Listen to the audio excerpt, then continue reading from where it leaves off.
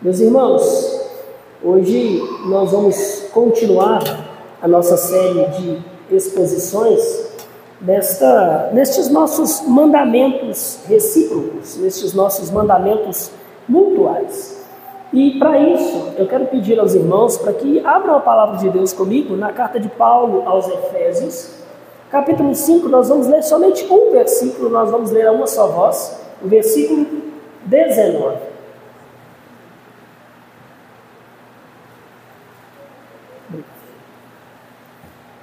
Carta de Paulo aos Efésios, capítulo 5, versículo 19. Como eu disse, nós vamos ler todos juntos, a uma só voz, esse único versículo que vai ser o alvo da nossa exposição essa noite.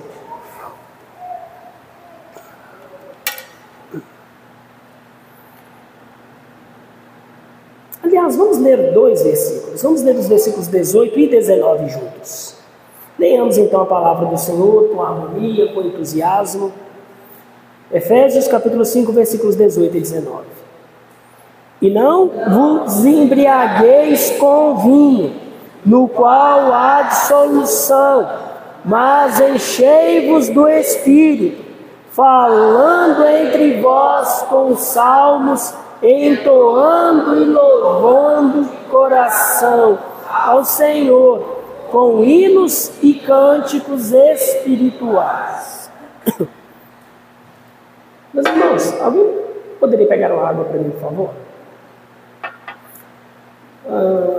Meus queridos, em 26 de maio de 1874, numa cidade da Escócia chamada Edinburgh, durante as reuniões evangelísticas de um homem chamado Dwight Moody, o hino As 99 Ovelhas foi cantado em inglês.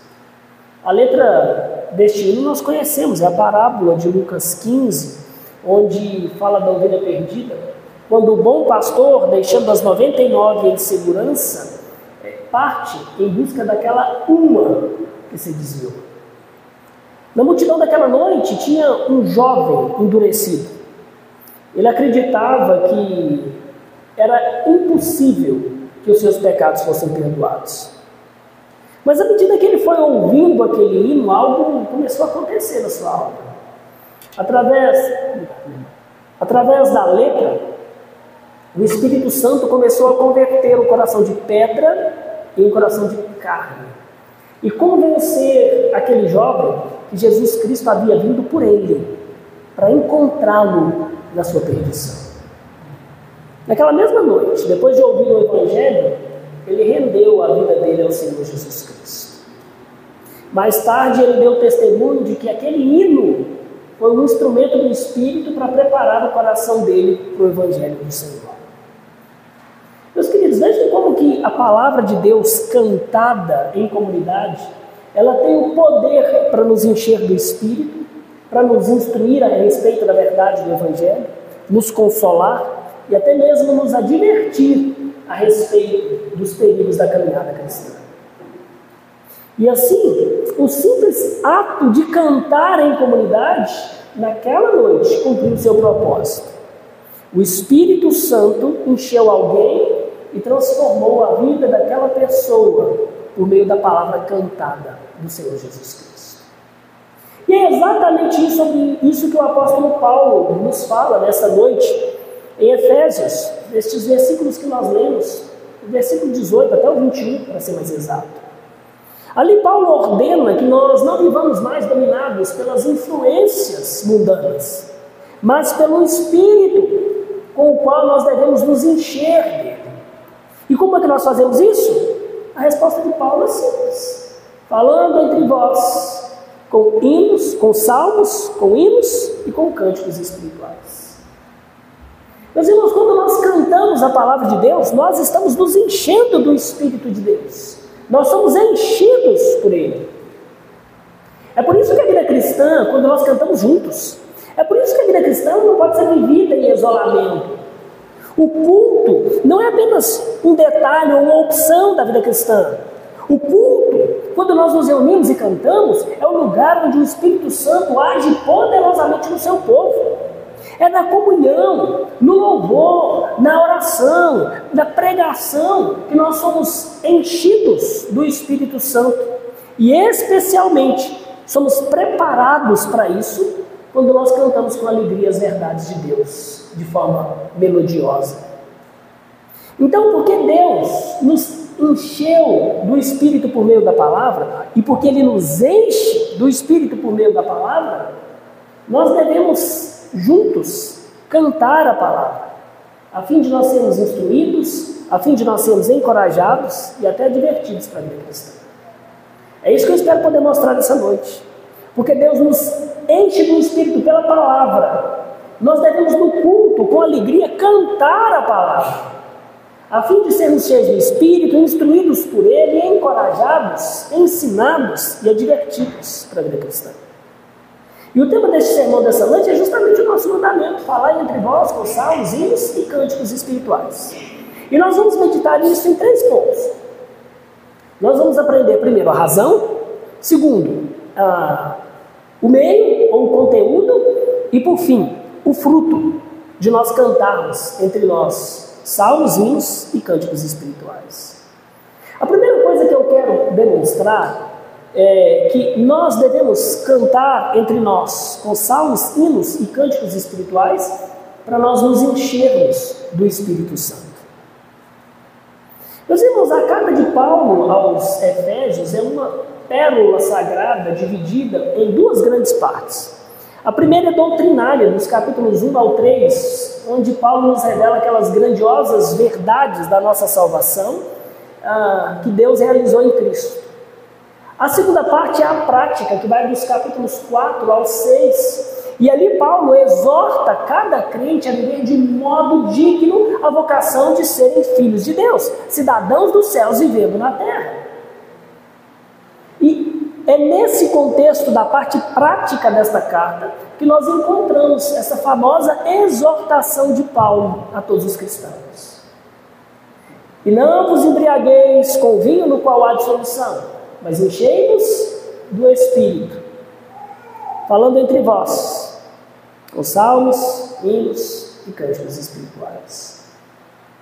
Percebam que aqui existe um contraste muito claro entre encher-se do vinho e do Espírito Santo.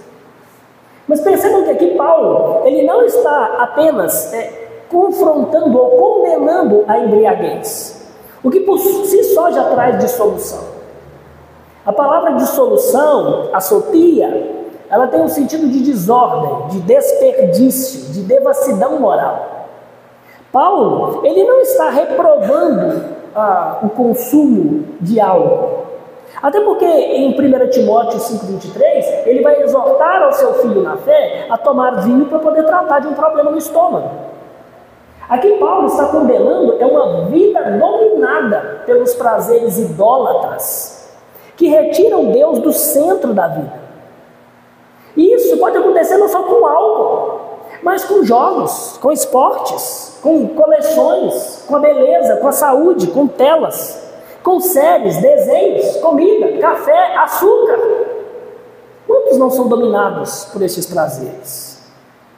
Paulo condena um estado no qual a pessoa ela é dominada pelos impulsos da carne. E então passa a viver sem qualquer responsabilidade diante de Deus, para com a sua família, para com a sociedade, para com a sua igreja. O filho pródigo de Lucas 15 é um exemplo perfeito do que Paulo chama de dissolução. O desperdício no prazer longe do caminho estabelecido por Deus. Aqui, meus queridos, Paulo não está apenas, repito, condenando a embriaguez. Ele está apresentando para cada um de nós um caminho muito mais excelente, radicalmente diferente e superior. Meus irmãos, o vinho, assim como toda forma de prazer usufruída de forma mundana, ou qualquer outra substância que vicie, elas seduzem os homens com uma promessa de liberdade e de felicidade. Mas no fim, elas apenas escravizam e destroem a vida daqueles que as recebem. Eu tenho certeza absoluta que vocês conhecem histórias de destruição causadas pelo amor a prazeres pecaminosos. Alguém cheio do álcool ou dominado pelos prazeres mundanos, ele fere as pessoas que ele diz amar com palavras e atos. Ele quebra corações e ossos. Ele destrói carreiras e famílias. Esse amor escraviza e condena a alma. Mas em contrapartida, uma vida cheia do Espírito Santo, meus irmãos, conduz à verdadeira liberdade, à verdadeira alegria, a paz na alma, a paz na família, a paz na igreja, porque finalmente a paz com Deus. Essa expressão, enchei-vos do Espírito, não é um simples conselho para a vida cristã, é um imperativo, é uma ordem. Nós somos ordenados a nos encher do Espírito Santo. Mas aqui eu preciso fazer uma distinção importante. Dizer que encher-se do Espírito não é a mesma coisa que ser batizado ou selado com Ele. Esse imperativo para nos enchermos é a nossa resposta àquela grandiosa obra que Deus já realizou para a nossa salvação em Cristo Jesus, pela qual Ele mesmo nos batizou no exato momento em que nós ouvimos e cremos no Evangelho da salvação. A carta de Paulo, meus irmãos, é um hino à adoração, à soberania de Deus e à centralidade de Jesus Cristo na nossa salvação. Logo no capítulo 1, Paulo começa nos lembrando que nós fomos escolhidos em Cristo antes da fundação do mundo, que nós fomos redimidos pelo seu sangue, e no momento em que nós ouvimos e cremos na mensagem do Evangelho, nós fomos selados com o Espírito da promessa. Então, o batismo é algo que nós recebemos soberana e graciosamente no exato momento da fé salvífica. Mas o continuar se enchendo do Espírito é algo que nós devemos fazer em obediência à palavra de Deus. Isso significa que se nós recebemos o Espírito de Cristo, agora nós somos ordenados a continuar nos enchendo dele, para que nós possamos continuar andando dignamente como filhos de Deus nesta geração perversa, sem dar a ninguém qualquer motivo para se escandalizar da fé em nós. Agora, perceba algo muito importante aqui. O verbo enchei-vos está no plural. Paulo, meus irmãos, ele não escreveu a sua carta para crentes que iriam ler esta carta no isolamento da sua casa, para cristãos isolados em busca de uma experiência privada e mística com Deus. Ele escreveu a sua carta para uma igreja que iria se reunir para a adoração. Enchei-vos é um chamado coletivo, é uma exortação para que nós juntos busquemos continuar enchendo a nossa mente e o nosso coração com o Espírito Santo. E como isso acontece? Sozinhos? Paulo nos diz que não. É na vida congregacional. Versículo 19, ele vai nos mostrar o modelo, a fórmula, falando entre vós, com salmos, cantando hinos e cânticos espirituais.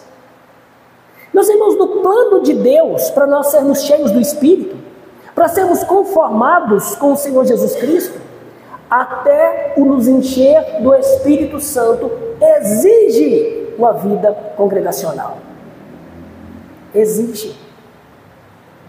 À medida que nós vamos caminhando nesses mandamentos mutuais, é impossível não perceber como Deus colocou a igreja local como central na sua obra de redenção, para que nós possamos ser aquilo que Ele nos chamou para ser em Cristo Jesus. Meus irmãos, Paulo escreveu para irmãos que deixariam as suas casas, deixariam os eventos do presente século para se reunirem com os santos para adoração pública, para juntos se encherem do Espírito, falando entre si com salmos, hinos e cânticos espirituais. É claro, meus irmãos, que o Espírito Santo, ele pode e age individualmente em cada um de nós, quando nós cantamos, quando nós oramos. Mas aqui Paulo está mostrando que ele age de um modo muito especial na igreja, quando o povo de Deus se reúne para adorar, para aprender e para encorajar uns aos outros, por meio da palavra cantada.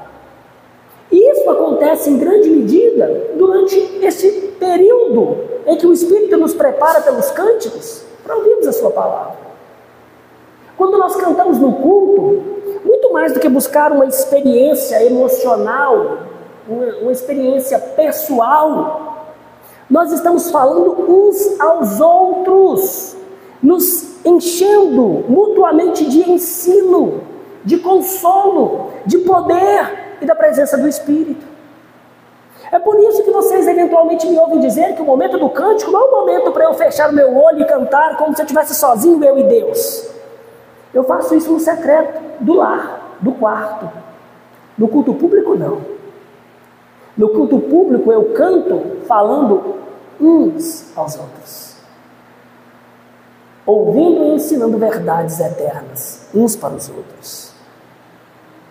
Calvino, em seu comentário sobre Efésios, ele diz algo muito interessante. Ele diz: não é suficiente que cada um ou que cada crente ocupe-se com a adoração em sua própria casa. É necessário que todos se reúnam em um só corpo, para que a fé seja nutrida e fortalecida pela comunhão mútua. Quando nós cantamos juntos, meus irmãos, quando nós adoramos a Deus cantando a sua palavra no culto, nós estamos nos enchendo do Espírito Santo, que nos revela e que nos fortalece a mente com aquelas glórias, com a majestade, com a beleza, com as promessas, com o amor e com todas as advertências do nosso Deus. Crianças, eu já fui criança, tem pouco tempo isso, e eu gostava muito de brincar na chuva. Sabe, Caio, depois que passa a chuva e fica aquela poça lá fora, dá vontade doida de pular nela? Pois é, eu fazia muito isso. Apanhava muito também por causa disso, mas fazia. Agora, aquela poça durante um tempo, ela fica ali bonita, refletindo o sol.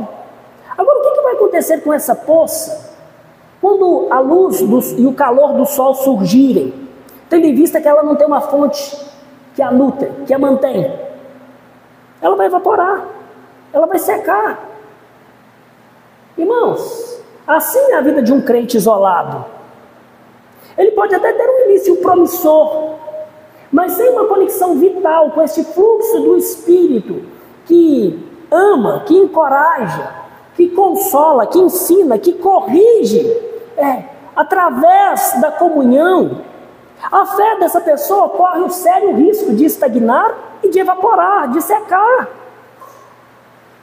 Eu não conheço um crente que negligencie a graça da comunhão e seja um crente vivo, ativo, saudável. Não há, não existe, porque Deus sustenta e fortalece a nossa fé pelos meios de graça, e a comunhão é um deles. Exatamente como uma lagoa, meus irmãos, conectada a uma fonte que a nutre, nós também precisamos estar conectados à comunidade, para que a vida do Espírito seja abundante em nós e então possa transbordar para este mundo que nos cerca. E aqui eu quero deixar a primeira aplicação para nós. Um crente isolado seca, um crente em comunidade floresce.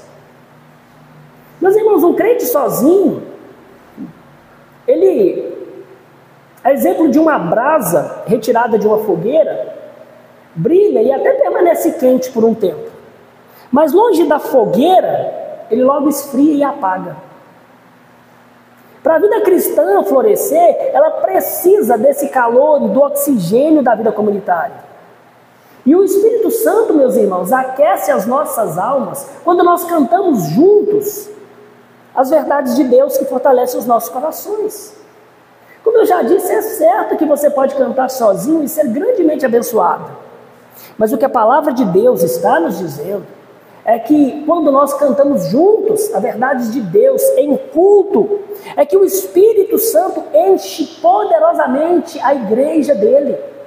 Cada um de nós, nos instruindo com a palavra, nos ensinando a passar pelos dias tristes, nos advertindo a respeito dos riscos do caminho. É verdade que o Espírito Santo se recebe individualmente no momento em que cada um crê salvificamente. Mas o encher-se dele e o continuar enchendo-se dele é uma experiência que se desenvolve essencialmente na vida comunitária. Especialmente quando nós respondemos à voz de Deus com as nossas vozes, cantando as suas maravilhas, nos salmos, nos hinos, nos cânticos espirituais.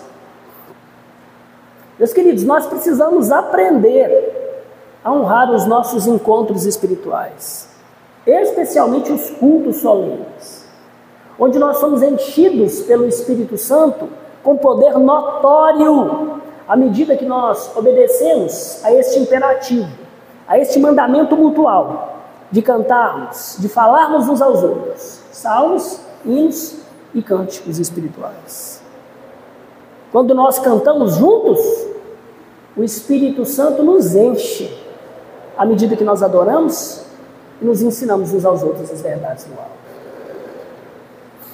Então, no culto solene, nós falamos entre nós com salmos, hinos e cânticos espirituais, porque assim nós nos enchemos do Espírito. Essa é a razão.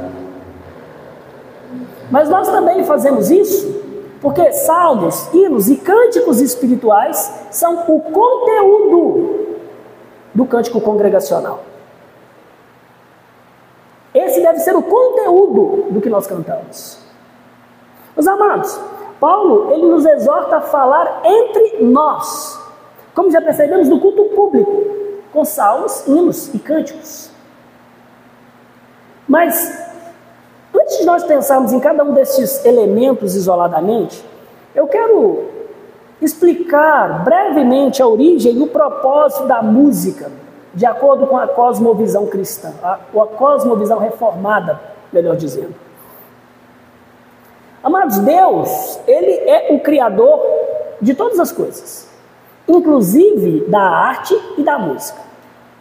A música, ela nasce da beleza do caráter de Deus, da harmonia que há em Deus. É por isso que é verdade quando Abraham Kuyper disse no seu livro Calvinismo: não há um único centímetro quadrado em toda a esfera da existência humana sobre o qual o Cristo, que é soberano sobre tudo, não clame, meu. E isso seguramente inclui a música. A música é um dom divino concedido à raça humana.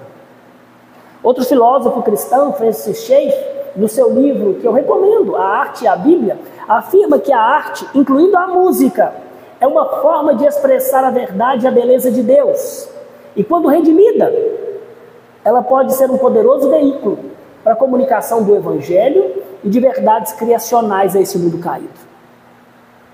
Por isso, não é estranho que nós observemos que desde os primórdios da igreja, a adoração ao Senhor sempre esteve associada ou acompanhada com os cânticos, com os instrumentos, com a melodia.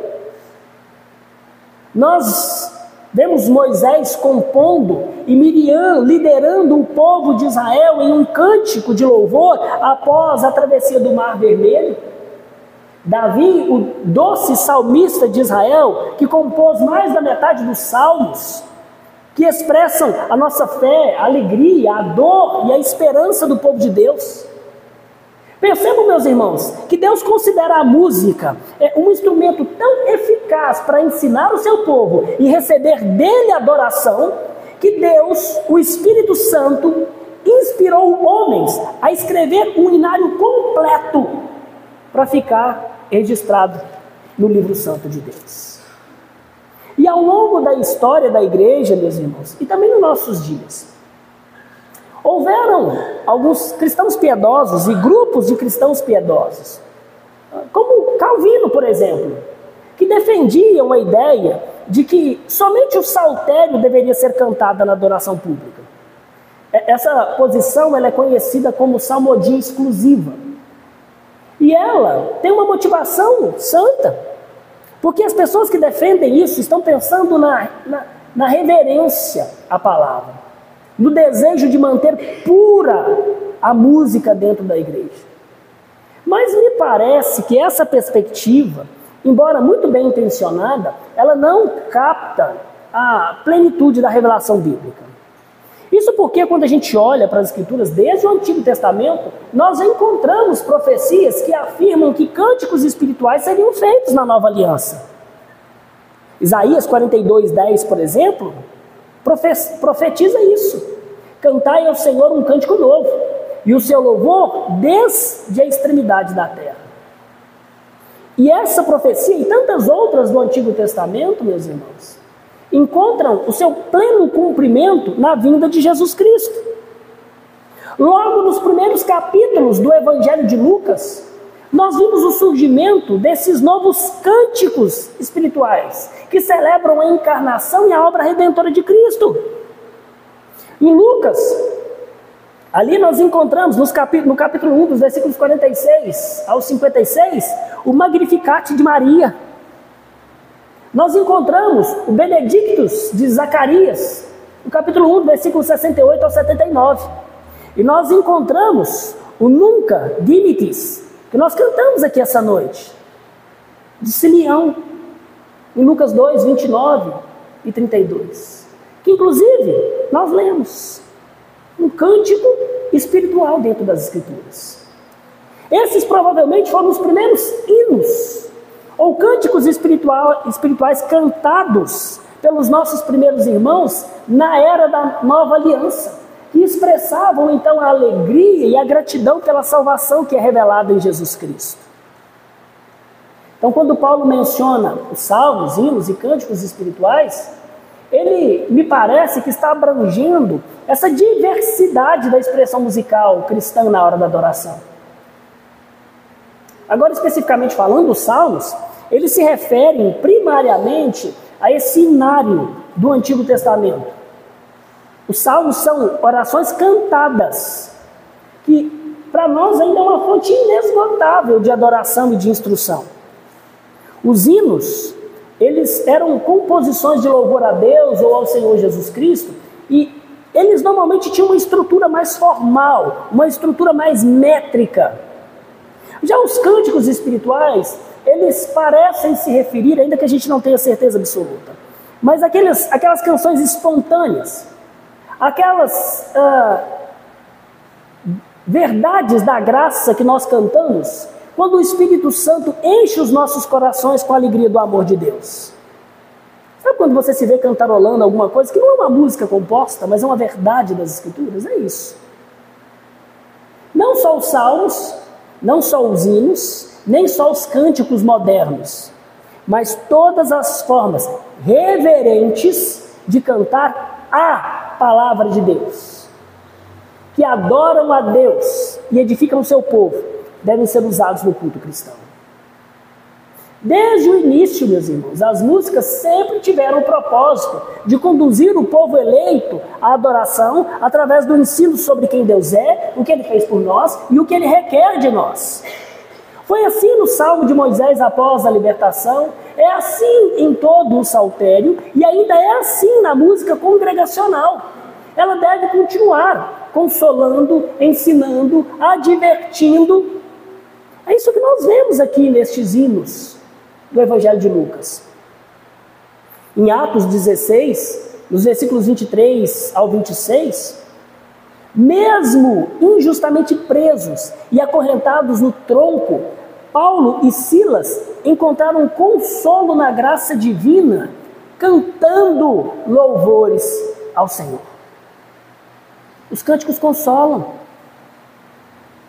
Quando nós olhamos para 1 Coríntios, capítulo 14, dos versículos 15 ao 17, ali nós vemos Paulo mostrando que a música ensina sobre o uso dos dons espirituais na adoração, enfatizando que os cânticos devem ser sim de coração, mas também com a mente. Não é emocionalismo vazio, para que a igreja seja edificada. O canto, meus irmãos, seja ele salmo, seja hino, seja cântico espiritual, deve ser sempre congregacional, cantado sim com a alegria do coração, mas com a mente. Porque os cânticos, ou o cântico congregacional, é a ferramenta que o Espírito usa para nos dar instrução teológica, encorajamento mútuo, para nos conduzir à adoração à glória do Senhor Jesus Cristo. É por isso que dificilmente vocês vão encontrar em igrejas reformadas uma equipe de louvor onde as pessoas que cantam usam efeitos nas suas vozes. Ou talvez um coral cantando de uma maneira que a congregação não consiga os acompanhar. Por quê? Porque a fé reformada entende que o plano de Deus é que todos os crentes cantem juntos hinos, salmos e cânticos espirituais, em uma só voz, em um só espírito. E aqui eu quero deixar duas aplicações para a nossa vida. A primeira é particular, para o uso da música na vida privada de cada um de nós. Meus irmãos, de fato, como eu já mencionei, a arte é criação de Deus. A música é um dom divino para nós. Mas nós precisamos ser criteriosos com o que nós cantamos no nosso dia a dia. A cultura, nós aprendemos aqui, que é o cultivo humano da criação de Deus. Mas nós também aprendemos que o pecado corrompeu profundamente essa produção cultural. Muitos cristãos, em nome da suposta liberdade cristã, consomem qualquer coisa, qualquer tipo de música, sem refletir que sim, a música molda o coração. Ela educa a nossa mente, ela discipula os nossos afetos. A Bíblia, meus irmãos, vai nos ensinar que nós devemos trazer cativo todo o pensamento à obediência a Jesus Cristo. Isso significa avaliar o que nós ouvimos e o que nós cantamos. A qualidade nisso, a beleza nisso, o conteúdo é consistente com a verdade de Deus? Estimula a santificação e a conformidade com Cristo? Ou meramente aos padrões humanos de prazer, de violência, de romance, de sensualidade? Meus irmãos, nem toda música é lícita para os crentes. Como diz certo estudioso, Deus criou a música para expressar beleza, harmonia e paz. Mas o diabo criou o funk, com a sua dissonância e o estímulo ao pecado. O crente deve rejeitar tudo o que se levanta contra o conhecimento de Cristo. Ao mesmo tempo, nós precisamos aprender a desfrutar de boa expressão artística como parte da graça comum de Deus ao mundo, reconhecendo aquilo que é belo, onde há beleza, mas sempre filtrando todas as coisas pelo crivo da palavra de Deus. E a segunda aplicação, meus irmãos, é para os nossos cânticos congregacionais. Se essa avaliação é necessária para a nossa vida particular, quanto mais necessária é para as músicas do nosso culto público. Hoje existe uma multidão de músicas chamadas gospel, que elas não são bíblicas, não são edificantes, são antropocêntricas, não exaltam Deus. Muitas das músicas chamadas cristãs hoje, elas estão centradas no homem e não na glória do Senhor.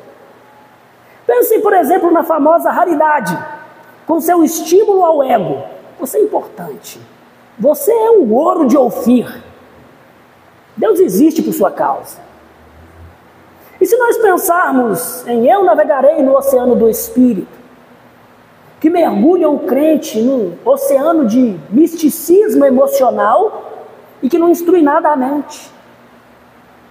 Meus irmãos, eu cantava muito.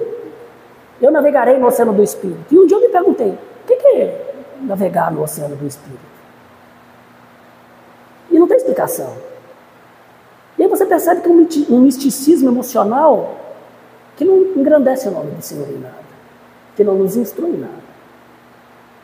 O cântico cristão, ele precisa sim ser cantado com o coração, mas como Paulo nos diz, precisa ser cantado com a mente, precisa ser criteriosamente avaliado, precisa tratar Deus com reverência, dar a Ele glória, precisa nos instruir sobre quem Ele é, sobre o que Ele fez por nós em Cristo, precisa nos consolar com as verdades do Evangelho e precisa nos advertir a respeito dos perigos da vida cristã. Nós não buscamos espetáculo, nós não buscamos sentimentalismo. Antes, meus irmãos, quando nós cantamos, nós unimos as nossas vozes falando uns aos outros, cantando salmos, hinos e cânticos espirituais, exaltando ao Senhor Jesus Cristo, edificando-nos mutuamente, fortalecendo a nossa fé, à medida que nós somos enchidos pela pessoa do Espírito Santo de Deus. Nós cantamos sim, salmos, hinos e cânticos espirituais para nos enchermos do Espírito. Nós os cantamos porque eles devem ser o conteúdo da música cristã da igreja. Mas por fim, nós cantamos salmos, hinos e cânticos espirituais porque o canto congregacional ele serve para edificação e adoração. Porque o propósito de nós cantarmos salmos, hinos e cânticos espirituais é edificação e adoração ao Senhor. Meus queridos, nesse terceiro e último ponto, eu quero que a gente expanda um pouco o entendimento do propósito da música congregacional à luz de Colossenses 3,16 e de Efésios, o texto do nosso contexto, Efésios 5, 20 e 21. Afinal de contas, qual é o objetivo dessa nossa expressão coletiva de fé? Paulo vai nos dar a resposta em Colossenses 3,16, quando ele diz: habite ricamente em vós a palavra de Cristo, instruindo-vos e aconselhando-vos mutuamente em toda sabedoria, louvando a Deus com salmos e hinos e cânticos espirituais, com gratidão em vossos corações. Já em Efésios 5, os versículos 20 e 21, Paulo acrescenta: dando sempre graças por tudo a nosso Deus e Pai, em nome do nosso Senhor Jesus Cristo, sujeitando-nos uns aos outros no temor do Senhor. Vocês conseguem perceber a clareza? O canto, congregacional, ele tem um propósito duplo e interligado. O primeiro é a edificação mútua, instruí-vos, aconselhai-vos, sujeitando-vos uns aos outros no temor do Senhor. E o segundo propósito é a adoração, louvando a Deus, dando sempre graças a Deus, nosso Pai, em Cristo Jesus. O primeiro propósito poderoso do cântico congregacional é a edificação. Quando nós cantamos, meus irmãos, nós estamos expressando a nossa fé, não apenas individualmente, mas nós estamos fazendo isso cantando verdades teológicas. As letras dos nossos cânticos, elas existem de modo que elas nos ensinam uns aos outros, nos aconselham uns aos outros mutuamente enquanto nós cantamos juntos. Eles devem nos ensinar e nos lembrar quem é Deus. Devem nos fazer lembrar o tempo todo o que Cristo fez por nós e o que Ele espera de nós como santos na terra. É por isso, pais, que ensinar os nossos filhos, os nossos hinos, é uma forma lúdica e memorável de fazermos aprender verdades da nossa fé. Nós, adultos, quando nós cantamos, nós devemos usar a música também como um reforço para a nossa memorização acerca do conhecimento bíblico. Não é verdade que uma multidão de nós cristãos dizemos que nós temos problema de memória e não conseguimos memorizar textos bíblicos? Mas é interessante como a música ela se mostra, ela se revela um santo remédio contra a falta de memória. Porque os mesmos cristãos que dizem ter problema de memória conhecem uma multidão de cânticos cristãos a respeito da fé. Meus queridos, a música nos ensina a guardar a nossa fé. Não é só um elemento de entretenimento e prazer, é ensino.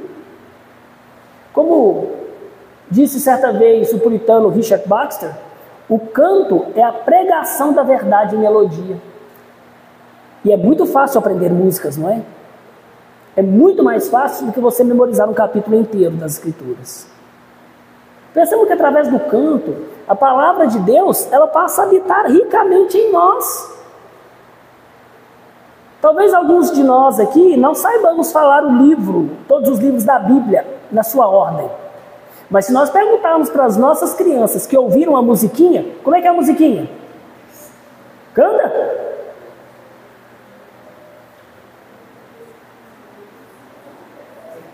Pois é, vocês não ouviram, mas eu ouvi. Eles sabem. Não porque eles ficaram repetindo livro por livro, mas porque ouviram a música. E conhecem a ordem de todos os livros. Meus irmãos, música é remédio para a memória.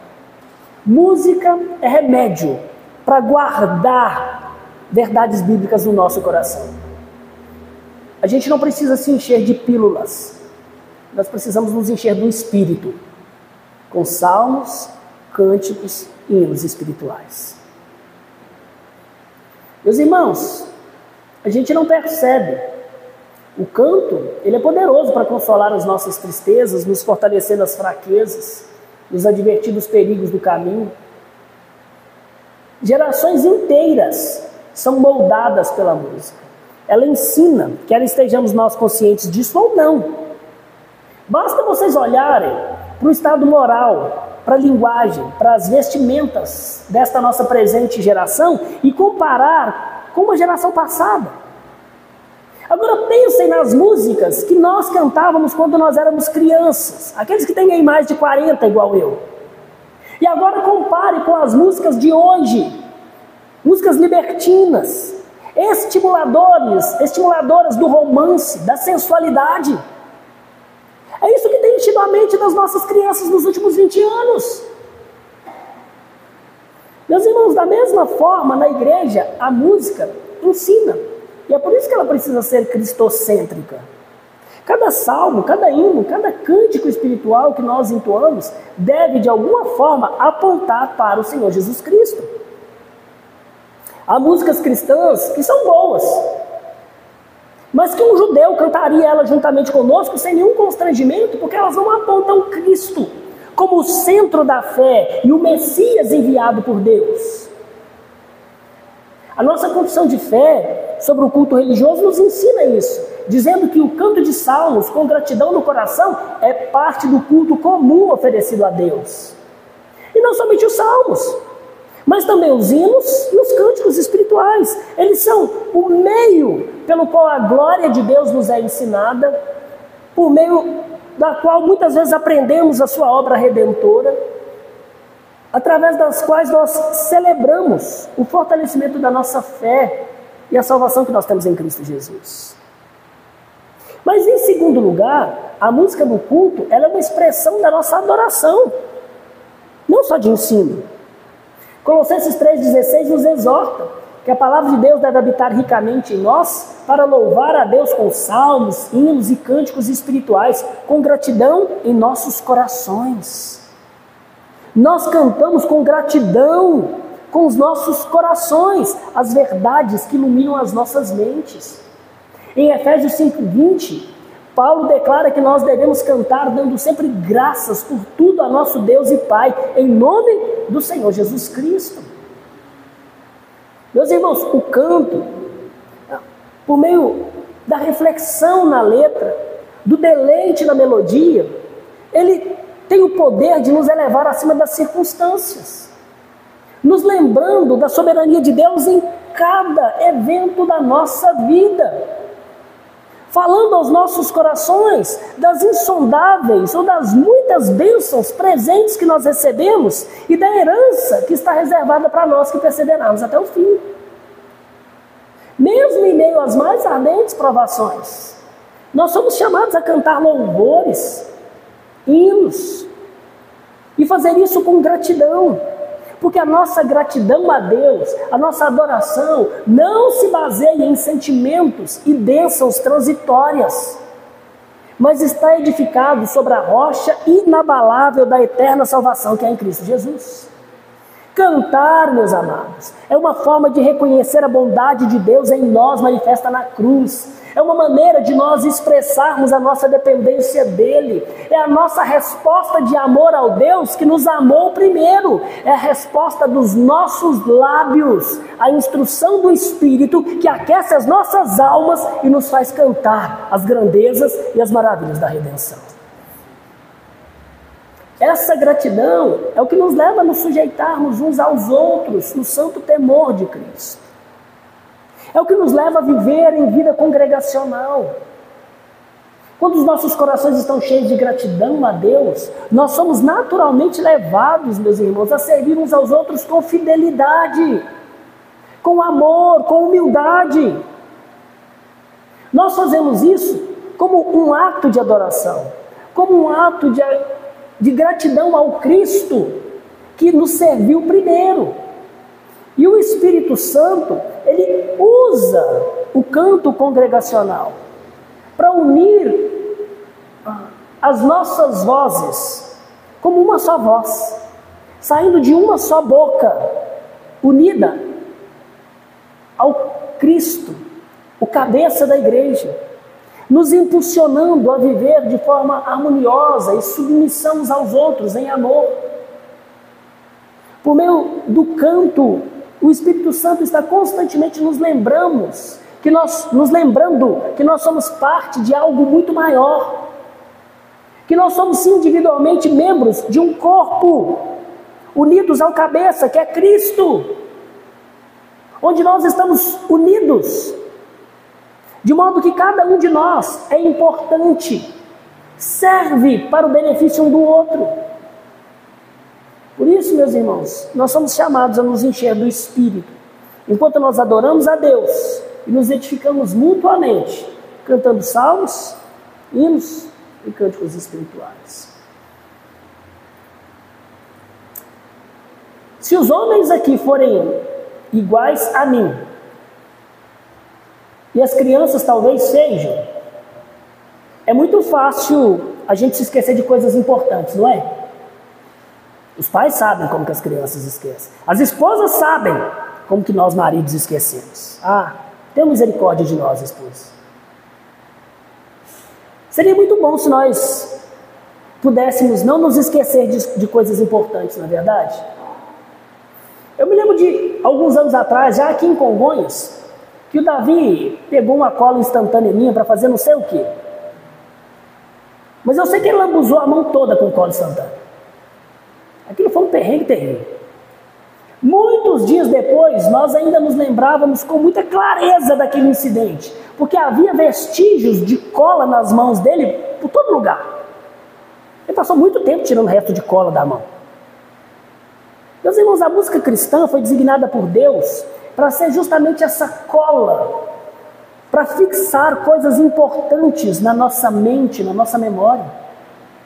A música cristã coloca verdades bíblicas em lugares da nossa memória que nós conseguimos acessar com facilidade. O que é mais fácil lembrar? O Salmo 8? Ou nós cantarmos Glorioso és tu? É muito mais fácil nós cantarmos verdades, porque elas estão aqui. Meus irmãos, quando nós cantamos juntos, como igreja, nós estamos enchendo a nossa memória com verdades sobre quem Deus é, sobre o que Ele fez por nós, sobre o que Ele espera de nós neste mundo caído. É por isso que o cântico congregacional, ele não é um enfeite no culto, mas ele é um poderoso meio de ensino, de edificação e de adoração. E aqui eu quero deixar uma última aplicação para nós. Como nós devemos usar corretamente a música cristã? Meus irmãos, na vida privada, em nossas festas familiares, em eventos sociais, em momentos de lazer, a música cristã que foi criada para a adoração e para a edificação dos santos, ela não deve ser usada como entretenimento, jamais. A música cristã é mais do que um pano de fundo, com um fundo sonoro para nos entreter. Ela é um veículo da palavra do Senhor. E nesses contextos sociais, onde o objetivo não é adoração, onde o objetivo não é edificação cristã, nós devemos, com sabedoria, com santo temor, escolher músicas produzidas pela graça comum que sejam apropriadas a esse fim social. Sem, é claro, comprometer os propósitos divinos para a música. A música secular, como nós a chamamos, quando boa, quando pura, ela serve de modo santo ao entretenimento. Mas a música cristã, ela precisa ser usada exclusivamente para os desígnios estabelecidos por Deus. Adoração e edificação do seu povo. Não para entretenimento, sobretudo de outros. E na igreja, meus irmãos, no culto, a música jamais deve ser tratada como um instrumento para inflar as nossas emoções, para nós buscarmos experiências privadas e isoladas com Deus. O nosso canto não é uma terapia individual. Nós cantamos falando uns aos outros.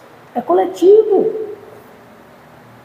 No culto nós estamos sim cantando para Deus, mas nós também estamos falando uns aos outros as grandezas do Senhor, edificando mutuamente a nossa fé, falando de verdades do Evangelho. É um ato de comunhão, onde a verdade é proclamada, onde ela é absorvida coletivamente, onde o corpo é fortalecido.